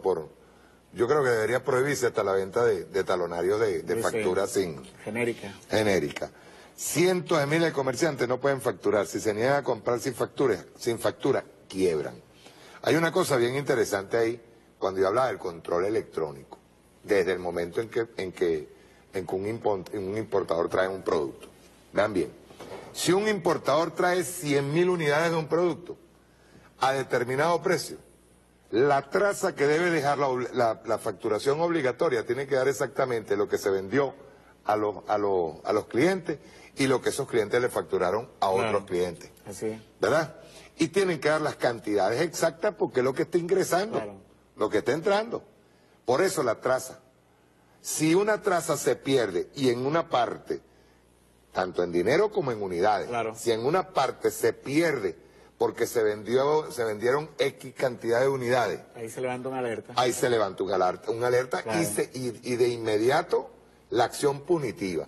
Porque así como la constituyente van recomendando y vamos trabajando con las leyes y trabajando con esto, el Estado tiene que mostrar fortaleza y no solamente fortaleza, tiene que mostrar autoridad. Autoridad. Estamos de acuerdo. Es lo que yo pienso. Ahora, hay algo que yo quiero que definas ya al final, porque me decía Francisco Cedeño el otro día, y lo dijo con gusto. Digo, estamos en revolución, créanmelo. Estamos en revolución, estamos haciendo una revolución. Con todo y ojo, discúlpenme, pero nosotros tenemos que tener esperanza absoluta. En un país donde nosotros hablábamos nada más que de petróleo. Así es. Y de repente nos estamos encontrando con lo que llaman minerales no metálicos, con thorium, y yo la cargo por ahí, lo cargo siempre en el bolsillo, el coltán, oro, la reserva de cobre, mayores que las de Chile. Las reservas de cobre mayores que la de Chile, que Chile vivió siempre del cobre. Así es. Y de hermano, esto es un país con un abanico de posibilidades, y el presidente Nicolás Maduro está montado en ese abanico de posibilidades. Nosotros tenemos que tener una esperanza enorme, y créanme, en la constituyente nosotros sufrimos tanto como ustedes lo que estamos viendo, pero igualito tenemos una esperanza enorme de que cada una de esas recomendaciones, la constituyente vino a ser algo así como, tú sabes que ahí no solamente, yo lo dije el otro día, no solamente están los 545 constituyentistas. No solamente eso, es los que están detrás de esos constituyentistas, pues nosotros somos voceros, compa. Tenemos gente conocedora al lado, y la diversidad de opiniones de todo tipo, desde las liberales, neoliberales, socialistas, esa diversidad que toda va a confluir en un consenso por primera vez en el país, se está determinando o se está definiendo una política económica con el consenso de todos. Así es. Absoluto, por eso es la grandísima esperanza que yo tengo con relación a ello. Fíjate, tú has dicho dos cosas fundamentales. Uno, que Venezuela tiene elementos tangibles para poder insertarse en un proceso de desarrollo económico, pero sin perder la condición del modelo socialista, es decir, con equidad. ¿Y dónde descansa el modelo socialista? Derecho y de justicia. Claro. ¿Y dónde descansa el hecho socialista? Fíjate, no hemos quizá valorado suficientemente esfuerzos como los CLAP, por ejemplo. Los CLAP no es una medida ejecutiva desde un grupo de burócratas, no. Es el encuentro entre un Estado que diseña una política y un pueblo organizado que la lleva a cabo, la va perfeccionando, identifica los errores. Que los CLAP tuvieron problemas, que tienen problemas, claro, hermano, si no hay nada más difícil que construir una cuestión. No podemos por una fracción de errores decir que los CLAP no funcionan. No funcionan, no, al contrario, mire, te lo voy a comparar con un elemento. Ahorita cuando Irma entró en los Estados Unidos, ¿qué fue lo que sucedió en los Estados Unidos? Sálvese quien pueda. Empezaron a comprar compulsivamente y empezaron a huir de la ciudad cada quien en su vehículo, y los que no tenían vehículos, como pasó con el Katrina, igualito, empezaron a ver cómo se montaban y se iban, compañeros, porque la cosa era sálvese quien pueda, y los que se quedaron empezaron incluso a hacer actos de violencia y saqueo en los Estados Unidos. ¿Qué hizo Cuba? Lo contrario. Cuba es la organización popular. No hubo ni un muerto. No, porque hubo la protección colectiva. ¿Qué hacen los venezolanos hoy en día? Además de todas las riquezas minerales, naturales que tenemos, hay una riqueza que también se puede medir, que es la capacidad organizativa del pueblo, peleando contra unos señores especuladores, entonces que les estamos minando una de las áreas sensibles, que es el sistema de distribución de bienes y servicios, que es la red que históricamente ellos controlaron. ¿Por qué atacaron tanto a los CLAP? ¿Por qué le dieron tan duro a los CLAP? ¿Por qué se reían? ¿Por qué hacían juegos esos? ¿Por qué? Porque les estaba dando, como decimos en criollo, en la madre. Porque desde que el informe Fox en el año 39 y 40 determinó que la burguesía venezolana controlaba la red de distribución, por primera vez en la historia, Mario, de republicana, nosotros le estamos tocando un área sensible. ¿Cuál es el otro área sensible? La finanza, el sistema financiero. Fíjate, tocamos el sistema de distribución, ahora le estamos tocando el sistema financiero. ¿Cómo? Con la cesta de divisas. Porque el sistema financiero venezolano, ¿cuál era su capacidad de distorsión de la economía? Su empalme con el dólar estadounidense. En el momento que tú le rompes el empalme con el dólar estadounidense, le quitas el poder de distorsión a la economía. Claro. Cuando tú dices que un yuan va a entrar en el juego de las canastas, no solamente es otra divisa, no, es otra relación comercial, es otra relación financiera, es una inserción tiene su propia fortaleza, tiene sus propios juegos. Pero además hay un elemento fundamental que los Estados Unidos no pueden bloquear. ¿Por qué? Porque su economía no está soportada en el yuan. Ellos están obligados a usarla porque ya no les queda más remedio. Pero ellos están estructurados para manipular el dólar. Ni tampoco le pueden decir a China, tú no puedes negociar con Venezuela. Claro, no pueden decirlo. Ni pueden decirle a Rusia tampoco, tú no puedes negociar con Venezuela. Porque los chinos y los rusos tienen dos elementos fundamentales de fortaleza financiera que ya no tienen los estadounidenses. Los chinos dicen, nosotros tenemos la principal economía, pero también dicen, estamos dispuestos a respaldarlo en oro. Si ustedes quieren que lo respaldemos, estamos dispuestos a hacerlo. Venezuela también dice, nosotros podemos respaldarlo. Eso sí, nosotros no podemos salir a respaldar una moneda en oro cuando todo el mundo tiene un montón de monedas sin respaldo. Exacto. Es como ir a una fiesta y decir, bueno, yo pongo el patrimonio de mi familia, pero nadie más pone nada, sino papeles aéreos. No, señor. Si respaldamos nuestra moneda, vamos a respaldarla en un sistema nuevo donde también lo respalden los chinos y los rusos. Entonces ahí vamos a entrar en una relación interpares, entre iguales. Y ahí sí podemos crear una nueva forma financiera de estructuración, de relación, que nos permitan preservar nuestro patrimonio. Le rompemos su lógica. Le rompemos la lógica. Te lo explico rapidito, con lo del Katrina. Me está dando dos ideas. Me diste la del CLAP y lo del Katrina. Cuando el Katrina, George Bush no se apareció y pasó más de una semana, gente montada en los techos. Ajá. Nadie. ¿Y sabes por qué? Porque era una comunidad negra. Ajá, ciertamente. Para que tú veas, comunidad negra no se le atendió sino a la semana y porque empezaron a ejecutarse motines porque había que responder. Eso te da una idea de lo que es el capital con relación a su gente. Claro. El capitalismo en un estado capitalista. Sus propios connacionales. Y voy con lo del CLAP. Fíjate, ¿qué es lo que tocamos nosotros con el CLAP? Es más o menos similar a lo que nosotros tocamos con Barrio Adentro, Tony. Ajá. Yo recuerdo que el comandante Chávez, que también se burlaron de él, ¿te acuerdas cuando decía Servando, yo no sé cuántos millones de ¿cómo se llama?, consultas médicas, ¿te acuerdas? Sí, me acuerdo. Que llegaron a decir, bueno, es que aquí no hay tanta cantidad. Resulta que es lo que estaba hablando, el comandante Chávez en ese momento estaba hablando de cada consulta médica que pasaba. O sea, que una persona podía pasar 6 veces, 7 veces, y se estaba hablando de esa cantidad. Pero hay algo peor. Me acuerdo que eran 57 millones, algo así. Sí. ¿Por qué ellos les molestó tanto Barrio Adentro? Porque en Barrio Adentro, cuando hubo se comenzó a comprar de estado a estado, entre Fidel y mi comandante, compraron los tomógrafos, compramos todo esto, que tenemos que recuperar todo eso. Sí. Los tomógrafos que empezaron y por cierto que hay una recuperación de hospitales, te lo doy un saludo a Marín, en Lídice, a varios hospitales que los tienen ahorita como una tacita de plata. Sí, cierto. Al doctor Barrios en el clínico, en el universitario. El universitario también de Maracaibo. Exacto. También. Entonces, fíjate bien, ¿qué es lo que ellos miden en los CLAP? La cantidad de alimentos en billete que no pueden vender. Que no pueden vender. Porque lo tomó el Estado. Claro. Organizado con el pueblo. Igual, ¿qué es lo que miden con Barrio Adentro y qué es lo que les molestó siempre a los sectores privados? Claro. La cantidad de consultas, la cantidad de exámenes, la cantidad de medicina que no contabilizaron en dinero. Así mismo. Ese es el problema de ellos. Es un problema de que le quitan de las manos lo que ellos siempre robaron. Claro, así mismo. Se lo quitan de las manos. Claro. ¿Entiendes? Por eso que me recuerdo yo cuando el comandante Chávez decía, hay que ver dónde está el socialismo en cada una de las cosas cotidianas que hacemos. Sí. Cuando estamos estructurando una nueva forma de distribución de bienes, con los CLAP, ahí está el socialismo. Cuando estamos diciendo que nos estamos desprendiendo de una divisa hegemónica que es utilizada para extorsionar a los pueblos, y estamos migrando hacia otra forma, en parte obligados por la guerra y en parte por un diseño de política, ahí estamos construyendo una nueva relación, que es más equitativa, que es mucho más respetuosa, que tiene que ver con otros valores de la forma como se relacionan los pueblos, porque aquí en los Estados Unidos descalifican a Irán porque dicen que está haciendo la bomba atómica, pero el único país que ha tirado la bomba atómica es los Estados Unidos, hermano. Enola Gay con Hiroshima. Con Hiroshima. Y después en Nagasaki. En Nagasaki.